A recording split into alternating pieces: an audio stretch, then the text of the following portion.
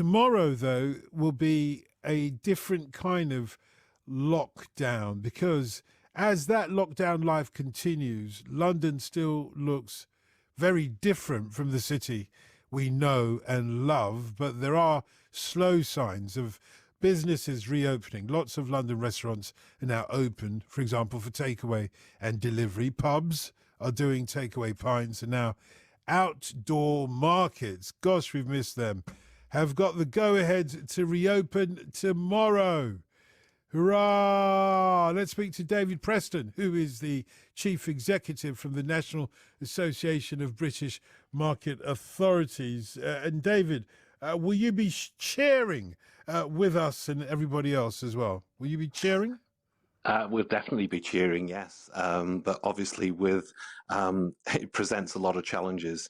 My organisation, we represent about 270 market authorities across the UK. And I think the message from us is, one, it's great to be back. It's brilliant to be at the forefront of opening up the high street again and to be, real leaders. It was wonderful that the Prime Minister himself actually mentioned outdoor markets.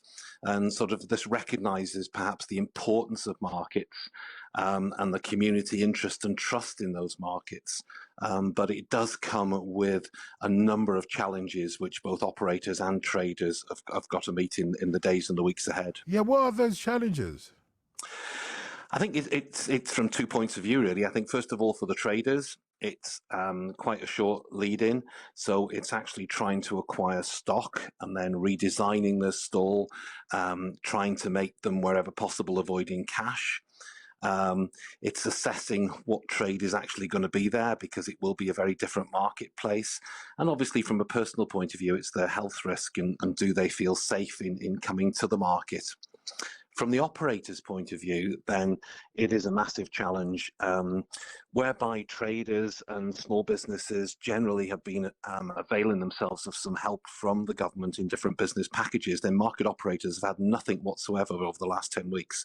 No government help, no rents, and now they have to meet in full the costs of providing the social distancing. So there's been a real pressure on market operators, and it's been one of our campaigns to government to try and assist market operators by giving them some funding to help with this restart of markets. It is so critical. Markets are such a vital part of the high street. Everybody wants them back, but there are massive financial and logistical pressures that go with the decision. Some of those logistical pressures, I imagine, will be about how to control market goers, shoppers, how to control the flow. We've seen in supermarkets where people have been, ushered down one particular aisle and then round and round in circles till they get to wherever they want to be. But a one-way traffic, essentially. Can we expect something like that when the markets reopen tomorrow? I think so, yeah. It caught, I think, the industry a little bit by surprise that outdoor were announced first to open. The general view perhaps was that it would be indoor because it logistically would be easier to manage, where you can control the number of entrances, exits, etc. And certainly the government, it was on the 13th of May, extended the non-essential goods that could be sold on indoor markets. So the Prime Minister's announcement of outdoor, although we welcomed it, I think it caught a lot of people by surprise. So I think the first thing that the operator has got to decide is what sort of number of shoppers can they have. Additional staffing is going to have to be provided to supervise and to explain to the public as well what's going on. Aisle widths and the layout of the market are probably going to have to change. The old traditional format of back-to-back stalls isn't going to be possible. It's probably going to be in single rows with every other stall taken out. Floor markings are going to have to be provided, possibly one-way pedestrian flows, lots of signage, and then particularly with street markets, it's this consultation with the neighbouring premises so that the social distancing for the market will coincide with the social distancing for the high street itself. So lots of challenges out there, but markets and market teams are very resilient. And I know up and down the country from the correspondence and the chats that we're seeing, this is really being addressed. Everybody is keen to see the high street opening up and to markets at the forefront of it. Yeah, lots of challenges, David, but it sounds from what you're saying that nothing has been put in place for opening time tomorrow, where at the 11th hour now almost, and there's no full sort of COVID, COVID implemented things in place at the moment? Oh, there are right across the country, Huh? but obviously every market is very different. So what fits one market doesn't fit another, and our members are sharing experiences. Monday is traditionally one of the quieter days of the week, so we anticipate that it won't be a fast return. It will probably be a slow process. A number of our operators are talking to their traders and reaching agreement as to when they're going to open.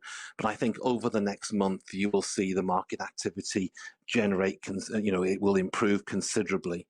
But there are concerns, obviously, from day one. There is a lot of responsibility to make a market COVID safe, but it's exciting, and the success is going to come down to the traders, the operators, and the customers all working together. And if they do that, then markets can be back, I and get they can that. be. I get that. And forgive me for labouring the point. I just want to know what COVID compliant steps have been put in place for tomorrow. It's different, as I say, right across the country, but social distancing has been the big challenge. Most of the market authorities are there or thereabouts, but obviously they need to check under terms of health and safety because it's the operator's full responsibility. But most of our operators we know are there or thereabouts.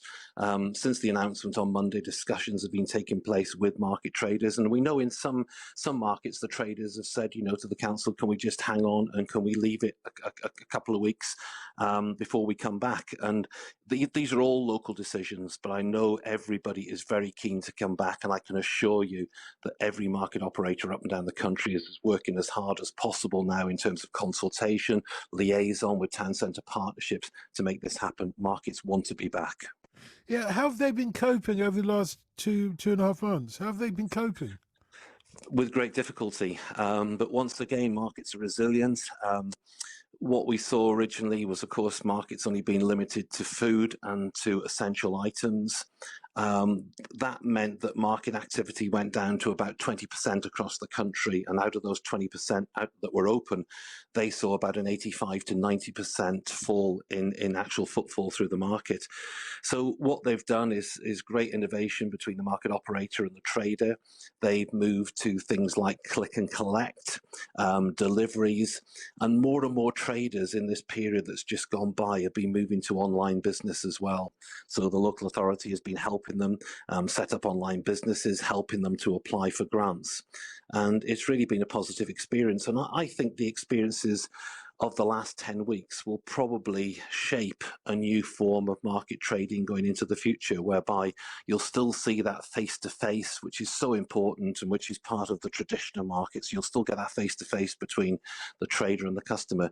But I think in the background, there will be a very big online presence as well. Yeah, well, it's a good point that you pose, actually. If anything, there will be some things that we'll move on from because after a while there'll be low risk, there'll be low or little risk, but some fundamental and profound changes will occur in society in general as a result of this COVID-19. And I wonder whether the marketplace of the future can really survive a return to the way it was, or is it, as you say, that actually we're seeing the beginning of the change from market to online business? I think we were seeing the change before COVID, to be honest. Obviously, the government has put a lot of money now into the regeneration of the high street with billions of pounds that have been allocated.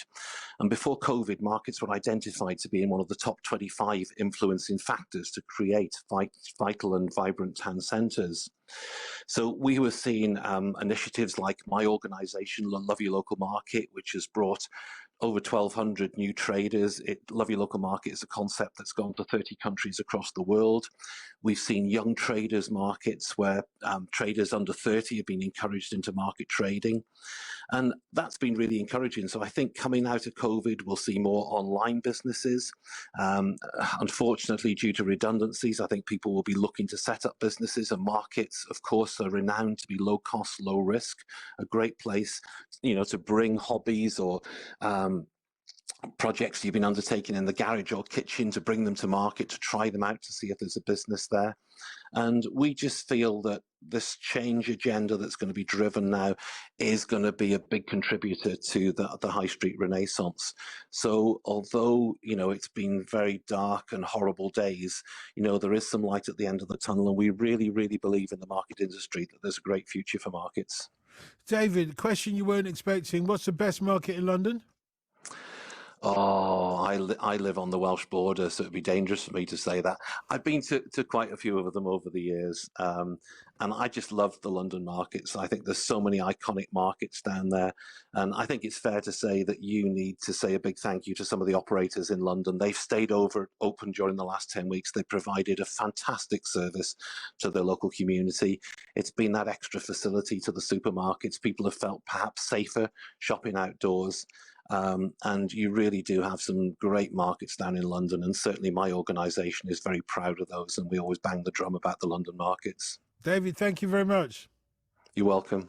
David Preston, there, who's the chief exec from the National Association of British Market Authorities. Like I said, I had to bang the drum for Ridley Road Market.